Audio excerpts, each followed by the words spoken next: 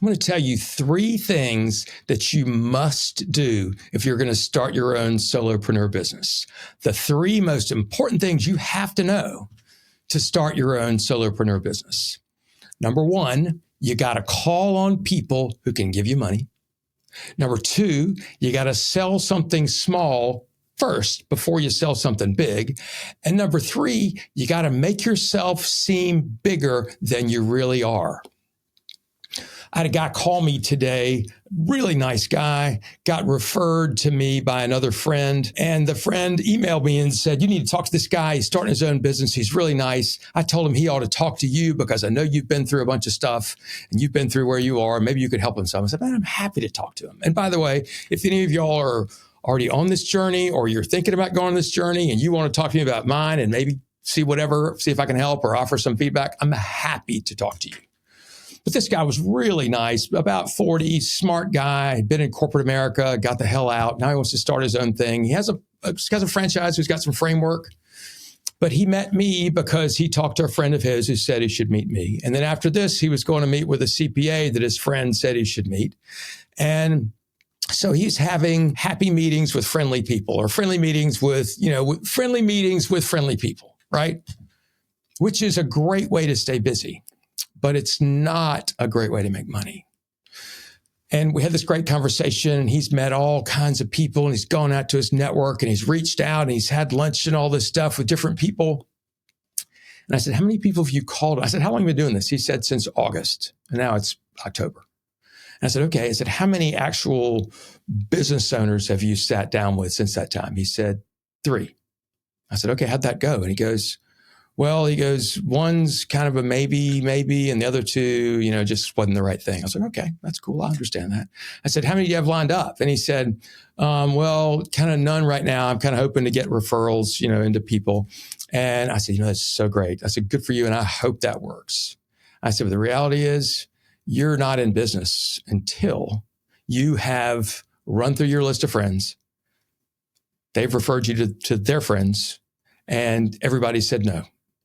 I said, that's when you're in business, when you have to pick up the phone and call people that don't know you and don't necessarily want to talk to you, but you've got to call them and set meetings with them. I said, that's when you're in business. And until you're doing that, you're not doing anything.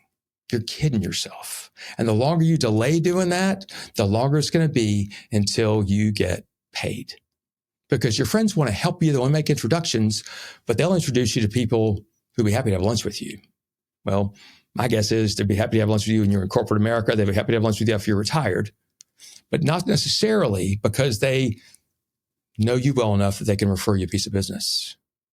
So, number 1, start calling on the people you don't know who can give you money. Start calling on people that can give you money, have meetings about them giving you money to do what you do. Until you do that, you're not in business and you're only kidding yourself. Next, sell something small first. So in my world, we have something called a monkey's fist, right? A monkey's fist is an old sailor's instrument. Do I have one here? It's this thing, right? This is it's a knot tied around a piece of weight, right? And this thing, the sailors would take a string and tie it to this and then tie the other end of the string to a big rope. So if they needed to throw a rope over a boom or, toss the anchor to shore to somebody else, you can't just throw a chain, right? So they would take this, tie a smaller rope to it, and the rope would go to the heavier rope. And so you throw this, and then the people who catch this can pull it over, and then they can pull the big rope with it, right? That's the theory of a monkey's fist. It's called that because of the way the stuff is. And some sailor thought that looked like a monkey's fist. So that's what that is. So anyway, the reason I tell you that is a lot of times we've got these ideas. I'm going to sell somebody a project that's $50,000 or $80,000 or $10,000, but it's a lot. And I'm not talking about the money, but to somebody who doesn't know you, they have to have a way, I believe, make it easier for them to stick their toe in the water without you doing a bunch of free consulting. Right? Because if somebody hasn't paid for something, they're not going to put any value in it. So I would suggest in your first meetings, have something that you say, why don't we figure out whether or not it makes sense for you to hire me to do X? Just be open, be transparent. Why don't we figure out if it makes sense for you to spend $1,000 for me to do an evaluation of your accounting system? Why don't we see if it makes sense for you to spend $500 for me to do an evaluation of your current insurance plans? Why don't we figure out if it makes sense for you to spend $1,500 to evaluate the systems inside of your company?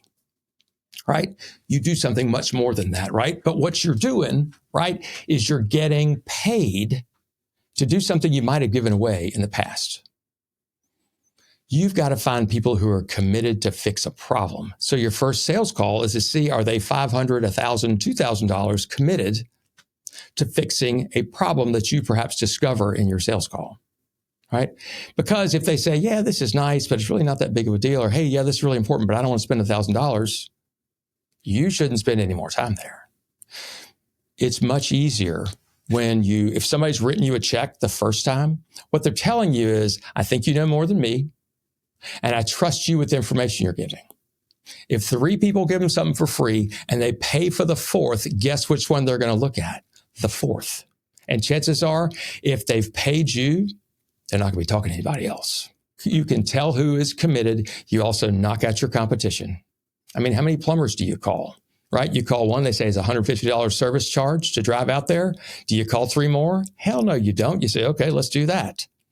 This is the same thing. Offer something of value. It becomes something of value because you charge for it. And maybe you say, well, everybody else does it for free. How can I charge? Free is the best thing to sell against. Because what do they know free is? Free is a sales pitch.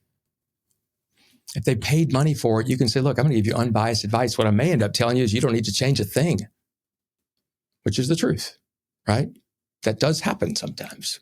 So think about what's something small, a valuation, a summary, it's something, right, that you can sell that's a diagnostic, right? And it can't be free. It needs to be comparable. If you sell a $50,000 offer, that's the big deal. You probably ought to be at least $2,500 or $5,000 for your initial thing. That's what it needs to be. Some kind of evaluation, some kind of diagnostic. You do that, you can figure out who's a real prospect sooner rather than later. You're providing value. You're building your own sales pipeline up, and you'll shorten your sales cycle a lot. And you'll hear no from people a lot faster, which, believe me, is what you want. A long no, a late no after 5, 6 meetings, shoot me in the head. That's miserable. Don't do that to yourself or them. The third thing we talked about, make yourself bigger than you are. Here's what that means. You must put yourself out there. It means you must use social media. Pick your platform. I use LinkedIn. I like LinkedIn. It's the most boring social media platform. I'm not even sure it's social media. It's more of a professional media thing. And yeah, there's a lot of spam and crap on there. So what I recommend is you go out there and put your ideas out there in writing. Write your ideas in a compelling way. If you're not great at that, get somebody to help you with that. Don't use AI. Don't use AI to write your shit. It has no soul. I don't care how good your program is or if it's better than you. I would rather you pay somebody else that you talk to and share your ideas and they can write a compelling piece than you put that shit in AI. It is soulless and people can tell it and it doesn't work. But I want people to see you everywhere they go. Maybe your main platform is LinkedIn. When I first started, I had some stuff sprinkled on Instagram and had some stuff sprinkled on Facebook. And I still occasionally put stuff there. I have somebody put stuff there. I don't spend any time on those platforms. But so you want people to say, I have seen your stuff every time I turn on LinkedIn, every time I turn on Facebook. Hey, you're posting some good stuff, right?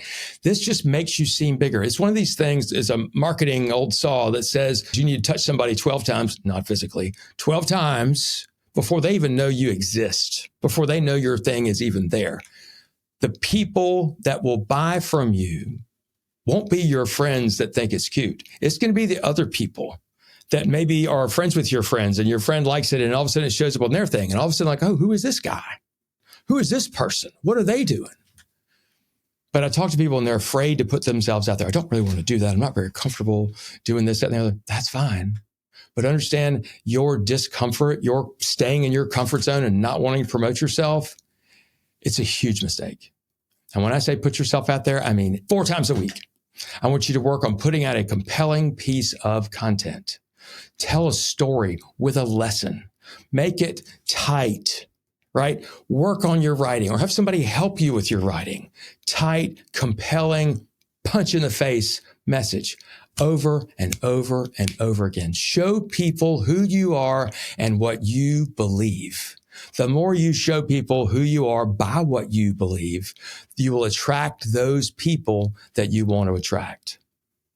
I want you to remember when you're talking, when you're writing on LinkedIn, when you're posting a video, I want you to imagine that one person in your audience that needs to hear what it is you're saying. Who's that one person? I want you to focus on them, and I want you to speak to you. Not, hey, everybody. I want you to speak to you. You're having a problem with this, and this is what you need to do to fix it. Speak like that. Write like that. Write to that one person. And you'll find that audience out there. And the more often you do it, the more you'll click, the more all of a sudden you'll build this following. And it doesn't happen overnight, and you won't notice it a lot of times. But over time, it builds, it compounds. If you keep doing that over, I know it sounds crazy, couple of years, 3, 4 years, work it, adjust what's working, what's not, pay attention. Have somebody help you with what's working, what's not, help you with ideas, help you with that kind of stuff. You've got to be able to invest in other people so you can leverage yourself. So I talked to this guy. We had a really good lunch. He's a great guy. He really is. And I hope he succeeds.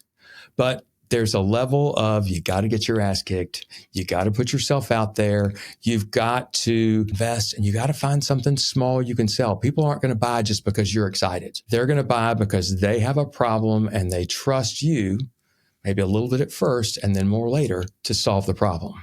And until they've given you money, you got nothing. I hope that you'll have the experience of starting your own business and making it successful. If you're doing that and want to talk to me, I would love to talk to you. 803-917-2817. Call me. I'd love to hear your story. Love to share mine. If there's a way I can help you some way, I'd be happy to do that. Thanks.